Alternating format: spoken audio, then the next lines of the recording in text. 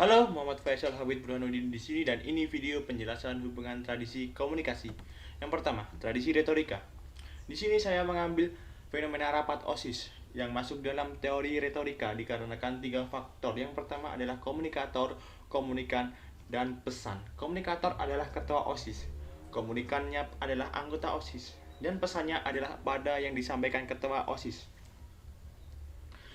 Teori ini masuk dalam kelompok teori publik, dan kelompok teori publik masuk berada cakupan komunikasi publik. Tradisi retorika mempunyai dua cakupan komunikasi massa dan cakupan komunikasi publik. Yang kedua, ada tradisi fenomenologi. Di sini saya mengambil fenomena anggota tentara. Para anggota tentara adalah sekelompok orang yang tampaknya hidup dengan disiplin dan keras. Para anggota pada dasarnya dihubungkan dengan latar belakang mereka, membuat mereka lebih cenderung ke pemikiran kelompok. Teori ini berada pada kelompok teori organisasi dan masuk pada cakupan komunikasi organisasi karena berkaitan dengan lingkungan yang lebih besar dan luas. Cakupan ini masuk ke tradisi fenomenologi karena pengalaman yang berbeda dari lainnya. Dan tradisi fenomenologi mempunyai dua cakupan komunikasi interpersonal dan cakupan komunikasi organisasi. Yang ketiga, tradisi sosiopsikologi.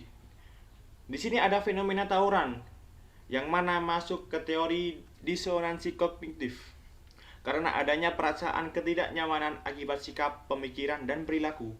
Teori ini masuk ke dalam kelompok teori diri dan pesan, yang mana kelompok teori diri dan pesan bisa masuk ke dalam cakupan komunikasi interpersonal dan cakupan komunikasi kelompok kecil yang mana pada tradisi sosiopsikologi.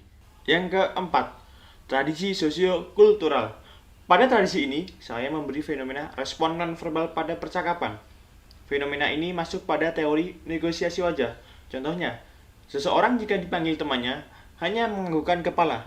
Di sini dapat mempengaruhi komunikasi tersebut. Teori ini masuk dalam kelompok teori budaya dan keanekaragaman dan masuk dalam cakupan komunikasi budaya.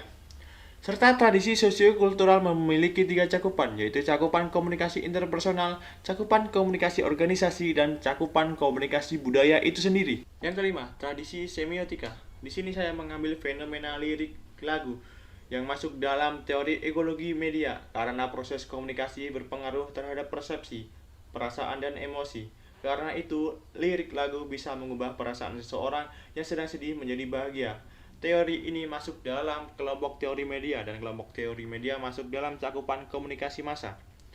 Dalam tradisi semiotika ada tiga cakupan, yaitu cakupan komunikasi massa, cakupan komunikasi interpersonal, dan cakupan komunikasi budaya.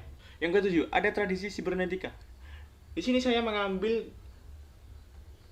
fenomena mengikuti tren wibu yang masuk dalam teori kajian budaya karena budaya lingkupnya besar dan anime masuk ke produk budaya, sedangkan wibu itu adalah penyuka anime. Jadi sebuah respon ketika kita suka anime yang disebut wibu. Teori kajian budaya masuk dalam kelompok teori media dan kelompok teori media masuk dalam cakupan komunikasi massa.